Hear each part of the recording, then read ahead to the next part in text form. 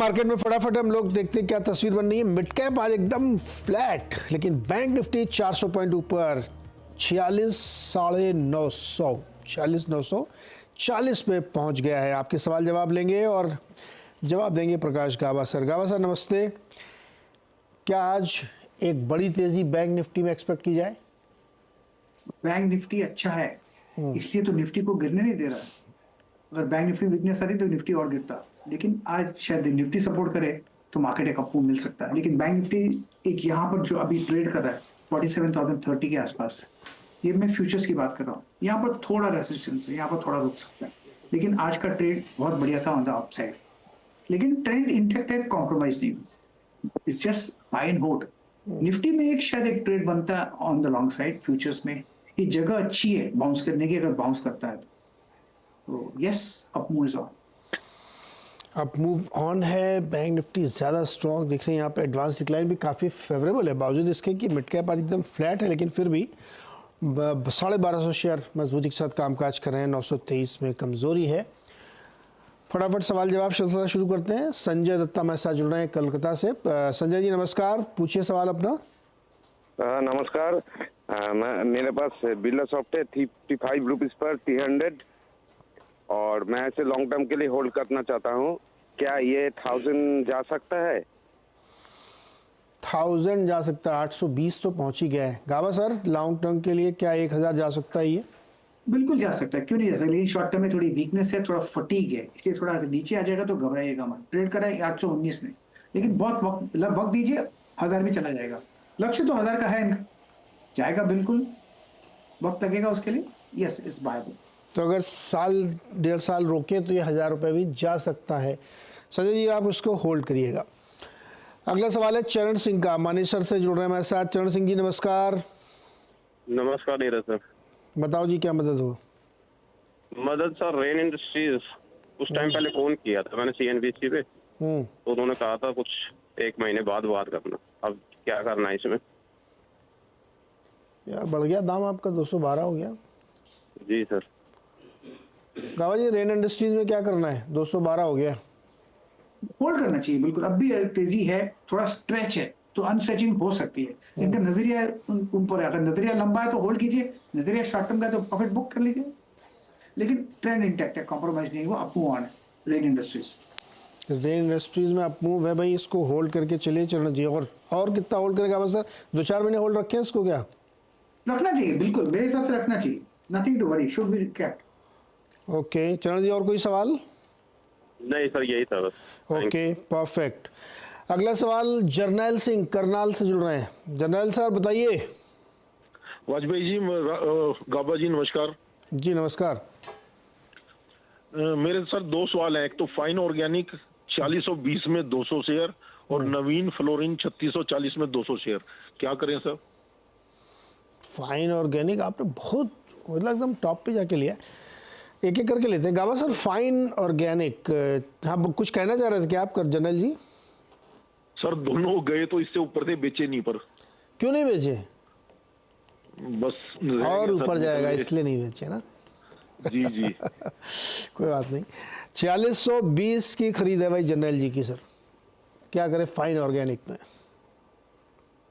मेरे ख्याल से फाइन ऑर्गेनिक से जगह अच्छी है यहाँ से बाउंस करने की। अगर बाउंस करता है तो ट्रेड कर रहा है 4345 पर, होल्ड करना चाहिए, वक्त लगेगा। जगह है, बाउंस एक्सपेंशन कॉन्ट्रैक्ट होते हैं, जगह अच्छी है बाउंस करने की। यहाँ से एक अप मूव मिलेगा, फिर 4800 भी आ सकता है, वहां पर फ्रेश लुक लीजिएगा। पिछले 7 दिन में 1.5% ऊपर गया है ये, और लेकिन पिछले 1 महीने में तो 4% नीचे है। ओके यहाँ से जगह है रोकने की, तो रुकिए थोड़ी देर। और नवीन फ्लोरिन 3640 पर लिया इन्होंने। नवीन फ्लोरिन 3631 का है। बेसिकली देखा जाए तो स्ट्रक्चर वीक है, लेकिन इतना वीक है कि लगता है ये जगह है, ज्यादा स्ट्रेच हो गया, फिर एक बाउंस मिलना चाहिए, लेकिन रिस्की बेट है। फिलहाल होल्ड कीजिए, अप मूव मिलता है 3400 भी जा सकता है, वहां पर थोड़ा रेसिस्टेंस है, वहां पर फ्रेश लुक लीजिएगा नवीन फ्लोरिन में। क्या और गिरने की संभावना तो नहीं नवीन फ्लोरिन की? बीच बीच में बहुत तगड़े झटके देता है ये। जो रिसेंट लो है अगर वो टूट जाता है तो काफी गिरावट आ सकती है। लेकिन काफी स्ट्रेच है ऑन द डाउन साइड, और केमिकल स्टॉक्स काफी मतलब कह सकते हैं कि काफी गिरावट हुई है केमिकल स्टॉक्स में। तो एक बाउंस की पॉसिबिलिटी है। बाउंस मिलता है तो 3400 वहां पर एक फ्रेश टुक लेना पड़ेगा। ओके, एक नया व्यू लीजिएगा इस पे। और अभी सुन रहा था मैं थोड़ी देर पहले, केडिया जी थे हमारे साथ। केडिया जी कह रहे थे कि केमिकल स्टॉक्स ने एक पॉज लिया है, इसके बाद वो फिर एक बड़ी रैली कर सकते हैं। उम्मीद रखनी चाहिए कि नवीन फ्लोरिन भी उस रैली में शामिल हो सकता है। चलिए अगला सवाल है विक्रम सिंह का जोधपुर से। विक्रम जी बताइए। नमस्कार सर। जी नमस्कार। सर दो शेयर है, एक तो टाटा पावर है, एक जेएसडब्ल्यू एनर्जी के। 100 शेयर टाटा पावर के 120 रुपए से है और जेएसडब्ल्यू एनर्जी के 100 शेयर 90 रुपीज 90 रुपए से। लॉन्ग टर्म के लिए लेते अभी सर, क्या इसमें कंटिन्यू रखूं या पे कुछ प्रॉफिट बुक करूं? गावा सर ये इनकी बाइंग तो बड़ी अच्छी है भाई। यस, टाटा पावर 120 पे लिया, जेएसडब्ल्यू एनर्जी 90 पे लिया, बहुत नीचे लेवल पे इनको मिल गए थे और इन्होंने पेशेंटली होल्ड किया तो उसका फ़ायदा इनको मिल रहा है। क्या थोड़ा प्रॉफिट बुक कर लेना चाहिए या कोई ज़रूरत है नहीं? नहीं जरूरत तो नहीं है। साइडवेज मूव मिल सकता है, थोड़ी गिरावट, क्योंकि इनकी बाइंग प्राइस इतनी अच्छी है तो एक थोड़ा रिस्क भी ले सकते हैं आप। बने रहिए, टिके रहिए। अब 400 है लक्ष्य, 380 पे ट्रेड कर रहा है तो शायद 500 भी जाएगा, लेकिन उसे वक्त लगेगा। तो घबराना कि आपकी कॉस्ट बहुत कम है टाटा पावर में। दूसरा कौन सा बताया आपने? JSW energy. जेएसडब्ल्यू एनर्जी में चार्ट निकाल लेता हूँ, यहाँ पर भी अच्छी है, 4500 के आसपास ट्रेड कर रहा है, अब मूव ऑन है, स्ट्रक्चर स्ट्रांग है, वीक नहीं है, तो क्यों बेचना? जेएसडब्ल्यू और टाटा पावर दोनों में नहीं बेचना ना सर? बिल्कुल नहीं बेचना, बिल्कुल नहीं। वैसे पावर शेयरों में बहुत बड़ी तेज़ी है, बहुत बड़ी तेज़ी है। और इसी समय पावर ग्रिड दिखाइए गावा सर, आज पावर ग्रिड में अच्छा मूवमेंट आ रहा है। हाँ जी, उस पर क्या राय है आपकी? पावर ग्रिड भी अच्छा लगता है। आज इनफैक्ट सुबह मैंने इस पर टिप्पणी की थी पावर ग्रिड में। मैं निकाल लेता हूँ फिर, यहाँ पावर ग्रिड कहाँ है? यहाँ पावर ग्रिड है, अप मूव ऑन है, 286 पे ट्रेड कर रहा है, पेस बना है 280 में, ये 300 पार कर ही लेगा matter of time. Yes, power grid is good. 300 पार कर लेगा।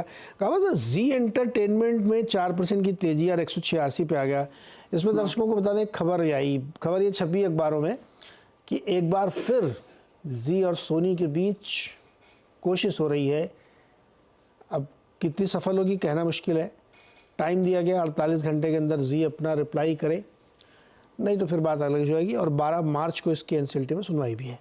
लेकिन आज जो ये मूवमेंट आया 4% का, इसका कोई चार्ट पे सिग्निफिकेंस है क्या? नहीं, इनफैक्ट डेड जोन पर है, ट्रैप जोन पर है, इतना कह सकते हैं। इनको पहला डिसीजन करने दो आपस में, जो लड़ते हैं उसके बाद हम बैठे ना।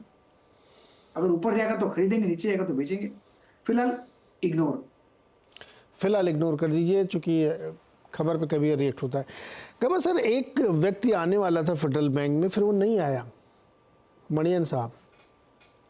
इतना बुरा मान गया मार्केट, ये 7% तोड़ दिया फेडरल बैंक को।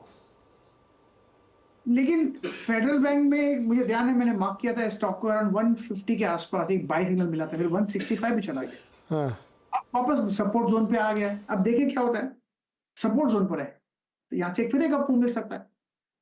लेकिन basic chart structure federal bank का पॉजिटिव है। बेसिक चार्ट स्ट्रक्चर ठीक है कि मणियन साहब आने वाले थे, फिर वो नहीं आए, उनको वहीं प्रमोशन दे के डीएमडी बना दिया गया, इसलिए स्टॉक 6% गिर गया। देखिए व्यक्ति की कितनी महत्ता है। ऐसे दर्जनों उदाहरण हमको रोज़ मिलते हैं। इवन अभी मेरे ख्याल में नवीन फ्लोरिन में भी ऐसा ही था। सीईओ साहब गए, ढूंढ रहे हैं फिर नया सीईओ। गोदरेज कंज्यूमर में नए सीईओ आया तो स्वागत हुआ, 35% स्टॉक चला। ये भी एक बड़ी विचित्र कहानी है कॉर्पोरेट वर्ल्ड की। अच्छा चलिए अगला सवाल लेते हैं मुकेश सयाल फरीदाबाद से। मुकेश जी नमस्कार। नमस्कार sir, good morning. Good morning sir, You बताओ। and Gaba ji and great fan of Gaba ji, yet to see a person like him. गावा जी सामने बैठे हुए हैं आपके, गावा जी ने आपको प्रणाम किया है सर मेरा शत शत प्रणाम उनको। जी। अच्छा, मेरा क्वेश्चन आपके सामने है। वैसे my question is about Maruti and Tata Motors. I have Maruti since for the last 15 years at 985 and Tata Motors same period at 155. Which is better for the next 1 year? यार मुकेश जी, जी सर। 1000 रुपए का मारुति अब हो गया है 11,000 का। ₹150 का टाटा मोटर हो गया ₹950 का, मतलब इतना बढ़िया रिटर्न आपने कमाया है। पेशेंस का क्या बढ़िया रिवार्ड मिल रहा है। गाबा सर देख रहे हैं सर आपके फैन लोग कितना पैसा कमा रहे हैं।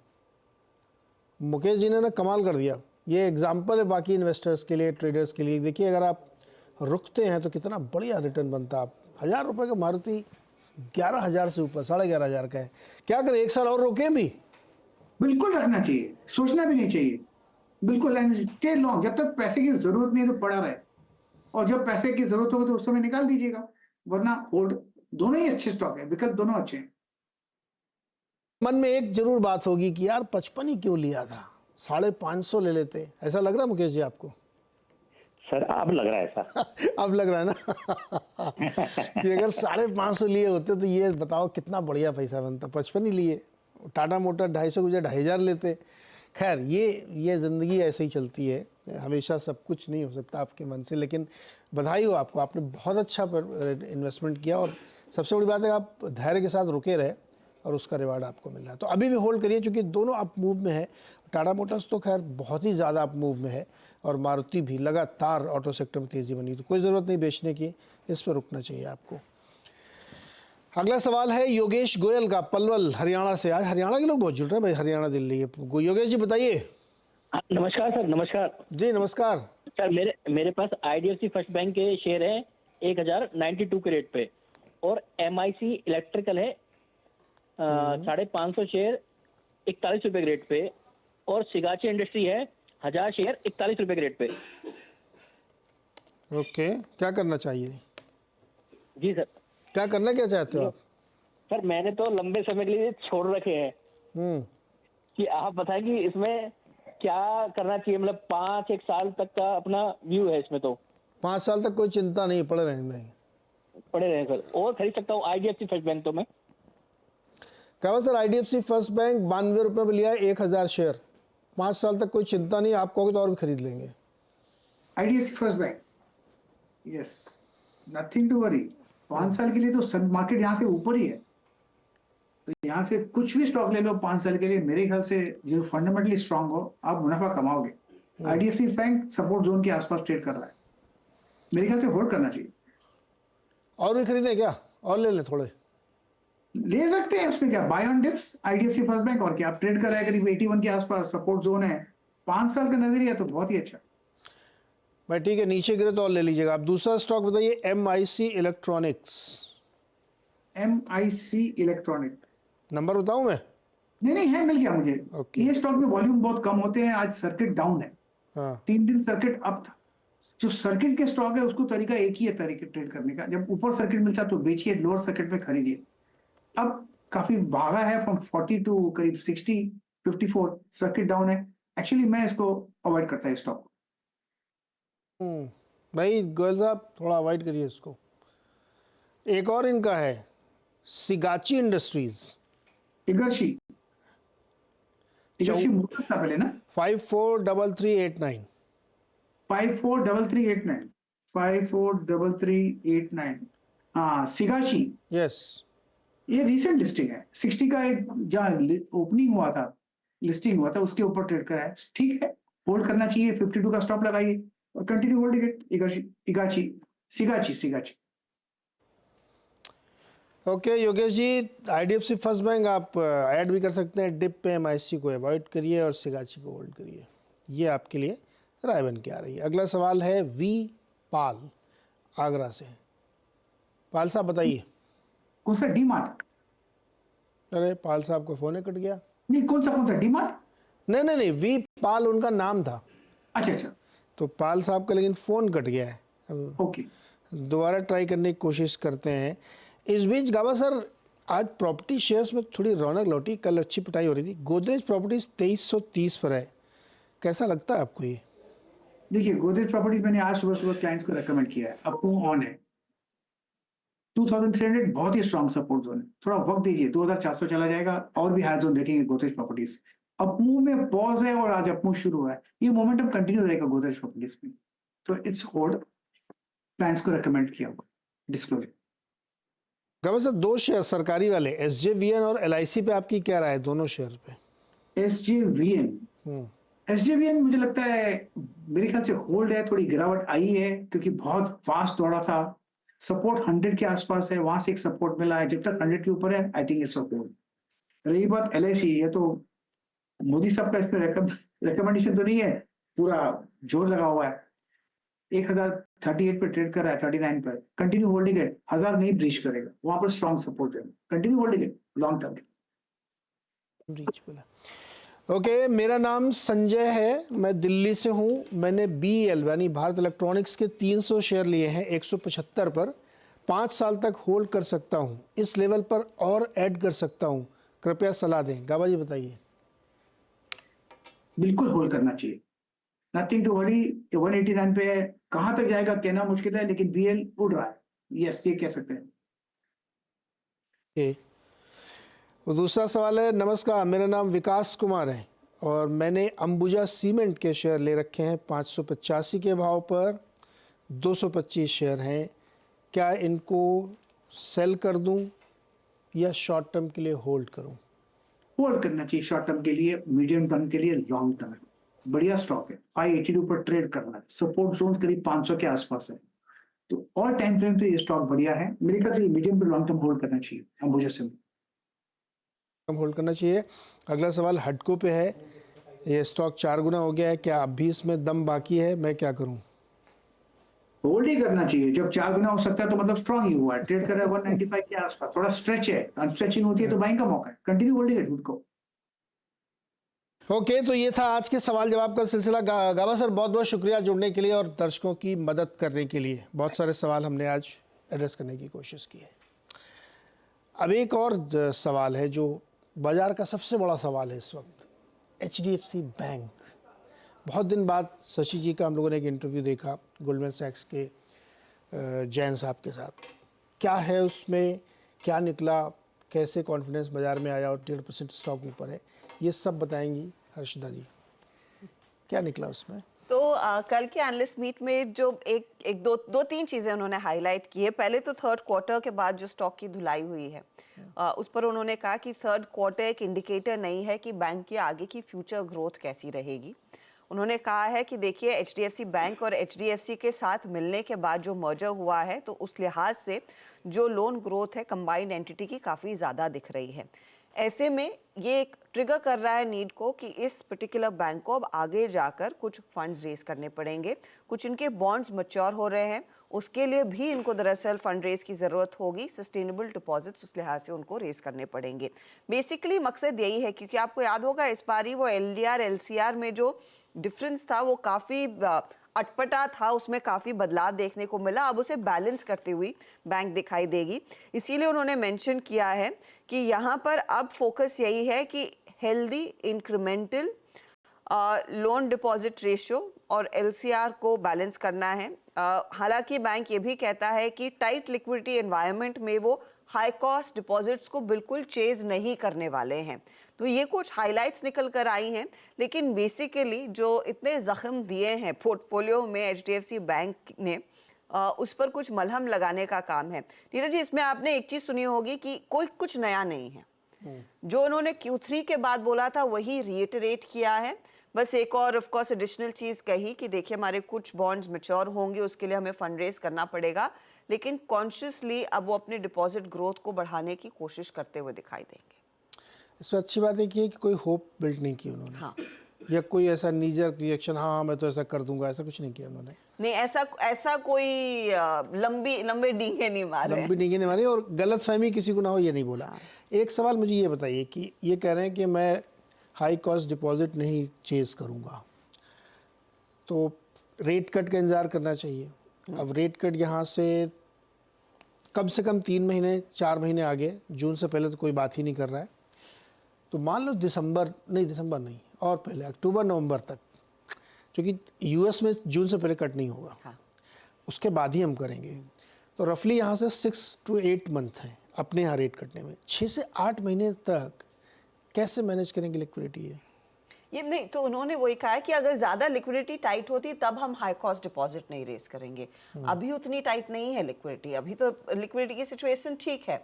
अब वो आगे जाकर टाइट होगी तो प्रॉब्लम आ सकती है, लेकिन इट्स अ गुड क्वेश्चन। अब आप उस एनालिस्ट मीट में होते तो वो सवाल आप पूछ सकते थे। इनफैक्ट वो इंटरव्यू पूरा डिटेल में सुनना चाहिए। हाँ, क्योंकि उसके हमने सिर्फ कुछ अंश सुने हैं जितना टाइम मिला, लेकिन वो एक होमवर्क है करने के लिए। अच्छा, सिटी की रिपोर्ट भी आई इसमें? 2050 का उनका टारगेट है। उन्होंने रीटरेट की हैं चीजें, और सिटी को मुझे लग रहा है कि सिटी ने अपना टारगेट बदला नहीं है। वो जिसका तस है, जो पहले कॉल दिया हुआ था, जो चीजें सुनी हैं उसी पर उस पर बयान आया है। तो ऐसी कुछ नई चीज सिटी ने भी कुछ हाईलाइट नहीं की होगी। बस लिक्विडिटी फ्लो की बात थी जो मैंने मेंशन किया, और जो बैलेंस है एलडीआर और एलसीआर में आप कॉन्शियसली लेकर आएंगे, क्योंकि वो ऑफ कोर्स लोन ग्रोथ काफी ज्यादा हुई थी स्मर्ज्ड एंटिटी के लिहाज से, तो बैलेंस आउट करना पड़ेगा। दिक्कत वही थी कि डिपॉजिट ग्रोथ एचडीएफसी बैंक का उतना बढ़ा नहीं है जितना शायद हमें हिस्टोरिकली देखा था। करेक्ट। तो अच्छी बात ये थी कि कोई बहुत ज़्यादा रिएक्शनरी चीज़ें उन्होंने नहीं बोली, एकदम रियलिस्टिक इंटरव्यू है। ज़रूर सुनिएगा, आवाज़ की ट्विटर हैंडल पे या यूट्यूब चैनल हैंडल पे आपको मिल जाएगा। सुनना चाहिए उसको, क्योंकि देश भर के बहुत बड़ी संख्या में इसके निवेशक हैं। तो क्या चीज़ उन्होंने बोली है शशि जी ने, उसको सुनना चाहिए। चलिए, यहीं पे हम इस शो को ख़त्म करते हैं, लेकिन हर्षदा जी आपके साथ जुड़ी रहेंगी, खिलाड़ियों के साथ नई स्ट्रेटजी आपके सामने होगी। छोटा सा ब्रेक, उसके बाद खिलाड़ी नंबर 1।